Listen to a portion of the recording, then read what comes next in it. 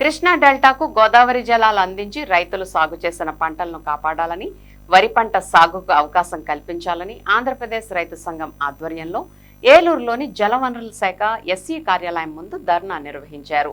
ఉప పర్యవేక్షక engineer P ధనుంజయులకు వినతిపత్రం అందజేశారు. సాగునీరు అందించాలంటూ రైతులు నినాదాలు చేశారు.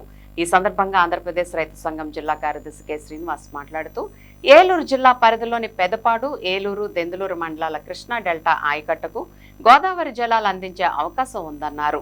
పోణంగి పుంత కాలువ ద్వారా ఏలూరు రూరల్ మండలంలోని 10,000 ఎకరాల కృష్ణా డెల్టా ఆయకట్టుకు గోదావరి ప్రధాన కాలువ నుండి సాగునీరు అందించాలని కోరారు. గోదావరి ప్రధాన కాలువపై తూర్పు లాకుల వద్ద మోటార్లు పెట్టి నీరు తోడి కృష్ణా డెల్టాకు గతంలో వలె సాగునీరు అందించాలని డిమాండ్ చేశారు.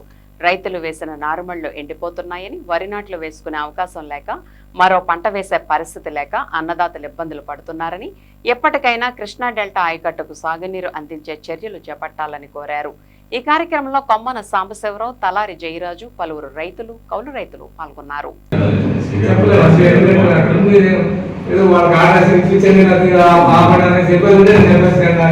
కె శ్రీనివాస్, ఆంధ్రప్రదేశ్ రైతు సంఘం ఏలూరు జిల్లా కార్యదర్శి. ఇవాళ కృష్ణా డెల్టాకి సాగునీళ్ళు అందకపోవడం వల్ల పంటలు సాగు చేయాలో మానాలు కూడా అర్థం కావడం లేదు. అయితే ప్రధానంగా ఏలూరు, దెందులూరు, అట్లాగే పెదపాడు మండలాలకు సంబంధించిన కృష్ణా డెల్టా ఆయకట్టుకి గోదావరి నీళ్ళు ఇచ్చే అవకాశం ఉన్నది. మరి అట్లాగే గోదావరి నిండా నీళ్లున్నా సరే మరి కృష్ణా డెల్టాకి మళ్లించే ప్రయత్నం జరగట్లేదు.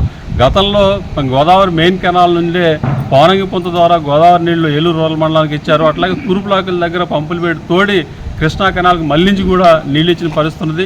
చివరికి తేలప్రోలు అట్లాగే ఇతర ప్రాంతాలకు కూడా కృష్ణాకి డెల్టాకి గోదావరి నీళ్లు పంపించారు. మరి ఇట్లాంటి అనుభవాలు ఉండి కూడా మరి ఈ సంవత్సరం కృష్ణా డెల్టాని ఎందుకు ఎండబెడతా ఉన్నారో, బీళ్లుగా మారుస్తున్నారో కూడా అర్థం కావట్లేదు. మరి ప్రభుత్వం చాలా అనాలోచితంగా వ్యవహరిస్తూ ఉన్నది.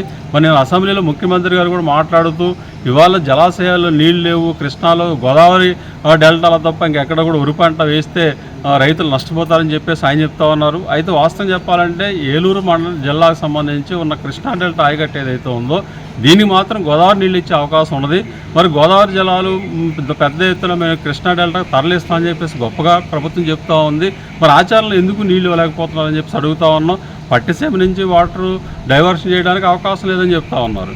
రెండోది గోదావరి మెయిన్ కెనాల్ నుంచి 7,000 క్యూసెక్లు నీళ్లు వదిలితే అది శివారు ప్రాంతాలకు కూడా వచ్చే అవకాశం ఉన్నది.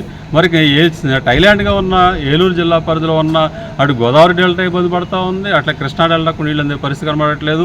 మరి కెనాల్స్ బాగోపోతే అవి బాగు చేయించాల్సిన బాధ్యత ప్రభుత్వాన్ని, అధికారులు తప్ప రైతులు కాదు. కాబట్టి ఇప్పటికైనా ప్రభుత్వం స్పందించి కృష్ణా డెల్టాలో శివారు ప్రాంతంగా ఉన్న ఏలూరు జిల్లాలో ప్రధానంగా ఏలూరు, దెందులూరు, పెదపాడు మండలానికి సంబంధించిన కృష్ణా ఆయకట్టుకి గోదావరి నీళ్ళు ఇచ్చి పంటల సాగుకు అవకాశం కల్పించాలని చెప్పేసి మేము రైతు సంఘంగా ఈరోజు ఇరిగేషన్ ఎస్సీ గారిని కలవడం కోసం వచ్చాం. వారికి అది ఇక్కడ ఉన్న అధికారులకు వినతిపత్రం కూడా ఇచ్చాం, గతంలో కూడా ఇచ్చాం. కానీ వారి నుంచి ఎటువంటి స్పందన రిప్లై రైతాంగానికి రావడం లేదు. కాబట్టి మళ్ళీ ఇక్కడ ఆందోళన చేయాల్సిన పరిస్థితి వచ్చింది. కాబట్టి ఎప్పటికైనా అధికారులు స్పందించి తగు చర్యలు తీసుకుని కృష్ణా డెల్టా ఆయకట్టుకి గోదావరి నీళ్ళు ఇచ్చే చర్యలు యుద్ధ ప్రాతిపదికన చేపట్టాలని చెప్పేసి మేము ప్రభుత్వాన్ని విజ్ఞప్తి చేస్తూ ఉన్నాం.